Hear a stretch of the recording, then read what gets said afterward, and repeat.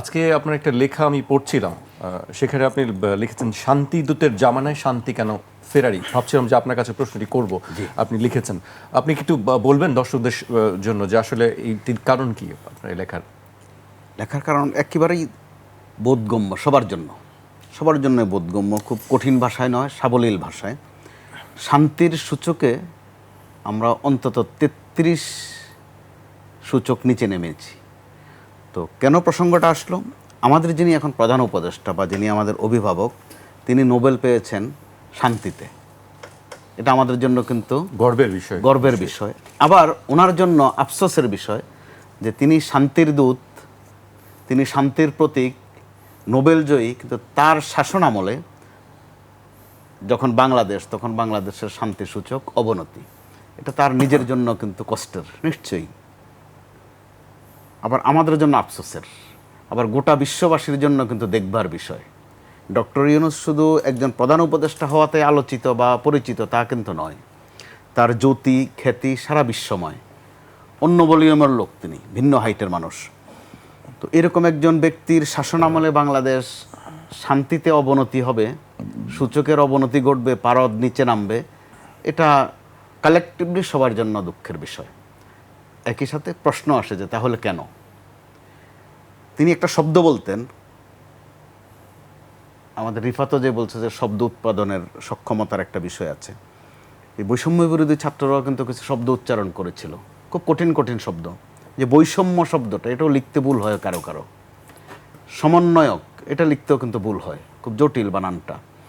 কিন্তু তাদের সুবাদে সমন্বয়ক অভ্যস্ত হয়ে গেছে, সমন্বয়কারী, সমন্বয়ক। আবার ডক্টর ইউনূস যে শব্দটা ইউজ করেছিলেন, সেটা অল্প সময়ের মধ্যে বেশ জনপ্রিয়তা পেয়েছিল, মেটিকুলাস। সেটার বাংলা তর্জমা দাঁড়ায় নিখুঁত পরিকল্পনা। আবার ব্যাখ্যায় আছে এরকম, আমি খুঁজতে গিয়ে যেটা পেয়েছি, যে এতই নিখুঁত, এই পরিকল্পনায় কোনো ঘাটতি থাকে না, ফেল হয় না, কমতি থাকে না, ব্যর্থ হয় না কখনো এই পরিকল্পনা। তাহলে শান্তির প্রশ্নে কি ওনার পরিকল্পনার মধ্যে আমরা কিন্তু একটা ব্যত্যয় দেখছি, যে কারণে ওখানে একটা প্রশ্ন জেগেছে যে ওখানে কি মেটিকুলাসের মধ্যে অন্য কোনো ক্যালকুলাস ঢুকে পড়েছে কিনা। প্রশ্ন হয়ে থাকছে, সরকারের দিক থেকে বা ওনার নিজের দিক থেকে কোনো জবাব কিন্তু আসেনি। আবার যেই ব্যবস্থা বা যে কাজকর্মগুলোর বিরুদ্ধে একসময় আমরা কথা বলতাম, অন্য নামে এগুলো কিন্তু এখনও আছে। রিফাত যেটা বলে ফেলেছে মব, তো মব শব্দটাও কিন্তু আজকে 7-8 মাস ধরে বেশি পরিচিত। এর আগ পর্যন্ত এই শব্দ খুব ছিল না, ভিন্ন ছিল। গণ, জন, এসব শব্দ ব্যবহার করে আপনি আমাকে মারলেন, বলে দিলেন গণধোলাই, জনতার পিটুনি, শব্দগুলো কে যে জন আর কে যে গণ, ওটা বুঝে নিতে হয়। কিন্তু দেখাও যায় না, ছোঁয়াও যায় না। যার শক্তি বেশি সে সেটা ইম্পোজ করতে পারে। তো এখন আমরা এবার মূল আলোচনায় যদি আসি, আপনার অনুষ্ঠানের নাম 21 রাত হলেও দিনপঞ্জিতে আমরা কিন্তু জুলাইতে পড়ে গেছি। একটা জুলাই শেষে আরেকটা জুলাই চলে এসেছে। স্বাভাবিকভাবেই যারা এই বৈষম্য বিরোধী ছাত্রদের অপছন্দ করেছে বা দৃশ্যতা অপছন্দ করেছে, আপনি মনে করে দেখুন 24-এর এই সময়টাতে নেপথ্যে কিন্তু তাদের জন্য দোয়াও করেছে যে দরকার আছে, পরিবর্তন দরকার আছে। তো তারা আবার যে আদরে স্নেহে যে ভলিউমে উঠেছিল, খুব দ্রুত, 1 বছরও হয়নি, এই সময়ের মধ্যে তাদের কিন্তু জনপ্রিয়তা বলেন, আদর বলেন, গ্রহণযোগ্যতা বলেন, ওটার ক্রমেই অবনতি। তারা স্বীকার করুক আর না করুক, কিন্তু চোখ কান খোলা রাখলে রিফাতরা অবশ্যই বুঝবেন। আপনাদেরকে যখন যারা সাহায্য করেছে, আমরা মা শব্দটা ব্যবহার করেছি, আসলে মা পর্যন্ত থাকেনি, খালা, জেঠি, বোন সবাই কিন্তু একাকার হয়ে গিয়েছিল। একদম গণ শব্দটা তখন কিন্তু খুবই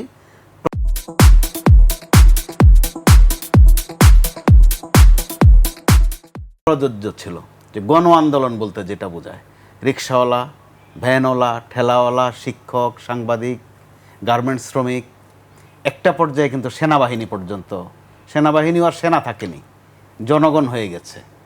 এই যে একটা ঐতিহাসিক অর্জন, তো সেটা ধরে রাখার প্রথমত দায়িত্ব আপনাদের। তো আপনি যখন বলছেন যে দায় সবাইকে নিতে হবে, না, দায় সবাই নেবে না, ক্রেডিট সবাই নেয়। কে আগুয়ান ছিল, কে পেছনে ছিল, কে পেছনে থাকলেও স্লোগানটা জোরে দিয়েছে, অথবা কে ডানে বামে থেকেছে, ফ্রন্ট লাইনে না থাকলেও ঘেরাও ভালো করেছে, এরকম একটা ব্যাখ্যা বিশ্লেষণ দাঁড় হয়। ওই ক্ষেত্রে দায় আপনাদের নিতে হবে বেশি।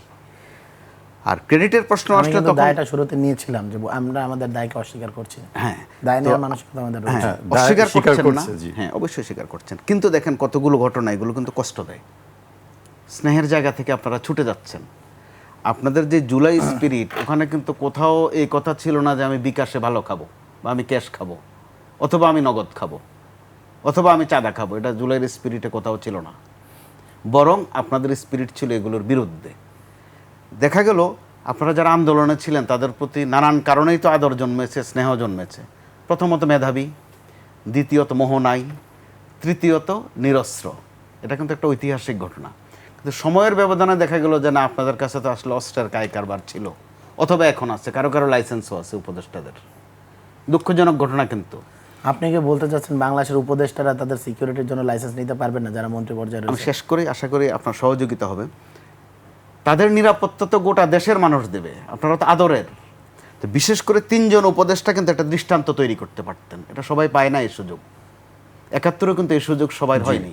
আপনাদের মতো বয়সী যারা ছিলেন 25, 26, 27 বছরের, আসম আব্দুর রব বা তোফায়েল আহমেদ, এই মাপের যারা ছিলেন, নূর আলম সিদ্দিকী, আব্দুল কুদ্দুস মাখন, তাদেরকে কিন্তু এই সুযোগটা দেয়া হয়নি। আপনারা কিন্তু এই সুযোগটা পেয়েছেন। 3 জন উপদেষ্টা, এখনো 2 জন আছেন। তারা ইচ্ছা করলে নিজস্ব পরিমণ্ডলে, নিজস্ব মিনিস্ট্রিতেই এমন এমন দৃষ্টান্ত স্থাপন করতে পারতেন যে আপনাদের রাজনৈতিক যে পুঁজি, যেটা ইনভেস্ট, যেটা সেটা আরও রিচ হতো। কিন্তু দেখা গেল অল্প সময়ের মধ্যে আপনাদের পিয়ন বা এপিএসরাও শত কোটি, হাজার কোটি টাকার মালিক হয়ে যায়। আপনাদের বাবাদেরও ট্রেড লাইসেন্স হয়ে যায়।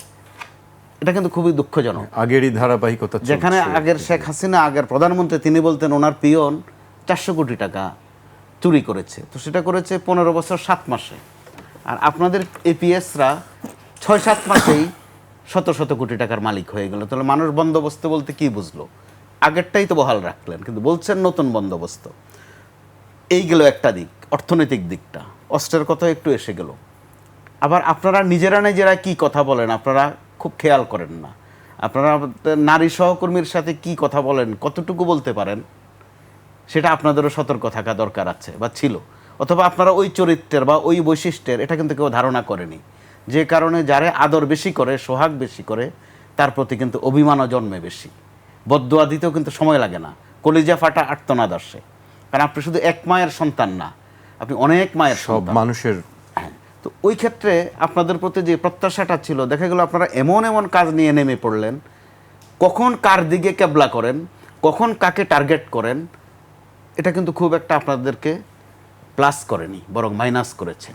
আবার ক্ষেত্রবিশেষে একটা পর্যায়ে এখন প্রধান উপদেষ্টাকেও আপনারা বিপদে ফেলে দিচ্ছেন মাঝে মধ্যে। গতকালও আপনারা যেটা বলেছেন, সেটা 15-16 দিন আগে বিএনপির একজন নেতা এরকম বলাতে আমরা কিন্তু সমালোচনা করেছি, যে তিনি বলেছিলেন এই সরকার যদি নির্বাচন দিতে দেরি করে আমরা এই শিডিউল ঘোষণা করে দেব। সমালোচিত হয়েছে কথাটা। আপনারা ওইটা রিপিট করলেন গতকালকে, যে এই সরকার যদি ঘোষণা না দেয়, জুলাই ঘোষণা, আপনারাই ঘোষণা করে দেবেন। অর্থাৎ গুণগত তফাৎ কিন্তু আসলো না। এতে করে আপনারা হতাশ করলেন মানুষকে, চরম হতাশ করলেন। আবার নিজেরা কিন্তু অনিরাপদ হয়ে গেলেন। আপনাদেরকে নিয়ে প্রতিনিয়ত সমালোচনা হচ্ছে, নানান সূচকে, নানান মাত্রায়। যেখানে আপনাদের পরিচয়টা ছিল তখন শিক্ষার্থী, এই শব্দটা খুব ব্যবহার হতো, কিন্তু 5 আগস্টের পরে শিক্ষা বিষয়ে আপনাদের কোনো ক্রিয়াকর্ম আমরা দেখিনি। একজন উপদেষ্টার শিক্ষার একটু ছোঁয়া লেগেছে, উনি নকল করে পরীক্ষা দিতে গেছেন কোথায়, সম্ভবত সেটা আসিফ মাহমুদের। এটা আপনি ভালো জানেন, এটার প্রমাণ আপনি নিয়ে আসবেন, আমি বলবো। তো আসবে কেন? আপনার কাছ থেকে তো আমি এটা আশা করি না। না, আমি এটার প্রমাণ দেখিনি বা এই সম্পর্কে কিছু জানি না, আমি আপনার থেকে শুনলাম। এবং যে ওই যে দুর্নীতির কথাগুলো বলেছেন আমি এখন শেষ পর্যন্ত, না আমাকে একটু সময় নিচ্ছি। আপনি যে এত দুর্নীতির কথা বললেন, একটা দুর্নীতির ঘটনা কিন্তু প্রমাণ দেখিনি। অভিযোগ তো আমি যদি বলি যে আজকে মোস্তফা কামাল ভাই, আমি তো আপনারা যাওয়ার সময় দেখেছি যে আপনার পকেট থেকে এখানের ভিতরে তো পুরনো বন্দোবস্তে থেকে গেলেন আপনি। না, আপনি তো এই কথা বলতেছেন যে অভিযোগ দেওয়া যায়। তো এমন তো আওয়ামী লীগের আমল সব অভিযোগ তারা দুদিন পরে এসে বলবে যে এগুলো তো অভিযোগ। আওয়ামী লীগ জুলাইয়ের যারা ফ্রন্টলাইনার যোদ্ধা তাদেরকে হলো গিয়ে নানাভাবে অভিযুক্ত করেছে। এখন বিএনপি সহ, জামাত সহ অন্যান্য রাজনৈতিক দলরাও তারাও এই কাজটা করছে রাজনৈতিক প্রেক্ষাপটে। কোনো অভিযোগে যখন প্রমাণ নেই, দ্যাট মিনস আওয়ামী লীগের যে চিন্তাধারা, আওয়ামী লীগের যে বয়ান, আওয়ামী লীগের যে ন্যারেটিভ, আপনারা তার বাইরে বেরোতে পারছেন না। কারণ এদেরকে যদি হলো গিয়ে রাজনৈতিকভাবে ক্ষতিসাধ্য পরিবর্তন করা যায়, এদেরকে যদি রাজনৈতিকভাবে পিছিয়ে দেওয়া যায়, তাহলে হলো গিয়ে এখানের ভিতরে হলো গিয়ে অন্যান্য সেটাই রাজনৈতিক দল স্বাভাবিক। আপনারা তো লাভবান হবে। তারকা, আপনারা তো তারকা। না, আমি আর যদি আবার এটাকে সতর্ক স্বাভাবিক- থাকার বিষয় আছে। আমি অভিযোগের আমি mean বিষয়ে করছি ওইটা। মোস্তফা সাবধান কামাল থাকার ভাই আপনি যেটা বলবেন, আমি 10 সেকেন্ড নিচ্ছি, সেটা হলো গিয়ে অভিযোগ যে কেউ দিতে পারে, আপনি যখন পর্যন্ত প্রমাণ না করতে পারেন তখন সেটাকে বলা না, হলো এটা অভিযোগ পুরনো না, সেটা বন্দোবস্ত। আপনাদের বিরুদ্ধে সেইটা অভিযোগ character উঠতে পারবে না। assassination। ওমা। অভিযোগে উঠতে পারবে না অভিযোগ আপনাদের। অভিযোগ উঠবেই, তো যে না, কেউ অভিযোগ দিতে পারে, অবশ্যই উঠবে, কিন্তু অভিযোগ অভিযোগ যে যেন কেউ না দিতে ওঠে। পারে। এই স্বৈরাচারী সতর্ক থাকার হাসিনা তো বিষয় আমাদের আছে। বিরুদ্ধে অভিযোগ আজকে নতুন দিচ্ছে না, সেই অভিযোগের তাল ধরেই আমরা দেখতে পেয়েছিলাম যে মেয়র ইশতাক সাহেব হলো গিয়ে একটা আওয়ামী লীগের কোন একটি নেতার, আমি আপনাকে একটু পরে, আমার ঠিক এক্সাক্ট জিনিসটা মনে নেই, আওয়ামী লীগের না ছাত্রলীগের কোন একটা নেতার একটা কথা বলেছিলেন, তার প্রেক্ষাপটে হলো গিয়ে আসিফ মাহমুদের বিরুদ্ধে একটা অভিযোগ দিয়েছেন। পরবর্তী সেটা ফ্যাক্ট চেকিং এ দেখা গেছে যে আওয়ামী লীগের একটা স্ট্যাটাস দিয়েছিল, সেই স্ট্যাটাসের উপর ভিত্তি করে একটা যে কথা কোনো বলে ফেলছেন। অভিযোগ উঠতে পারে, কিন্তু অভিযোগ অভিযোগের উঠতে পারে, ভিত্তি অভিযোগের থাকতে ভিত্তি হবে এবং কোথায়? অভিযোগের অভিযোগের ভিত্তি ছাড়া আপনি ব্যাখ্যা আমি এখানে থাকতে হবে।